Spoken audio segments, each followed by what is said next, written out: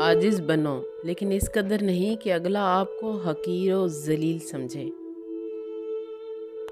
دعائیں تو دل کا راز ہوتی ہیں جن کا رازدار خود رب ہے، اور اپنے بندے کے رازوں کی لاج رکھنا اسے خوب آتا ہے۔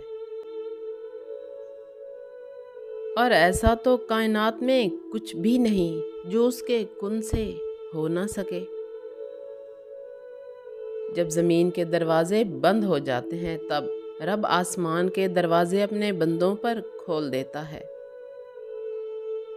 ٹوٹے ہوئے دل کی ایک صدا نصیب کے سارے پنوں پر بھاری ہوتی ہے۔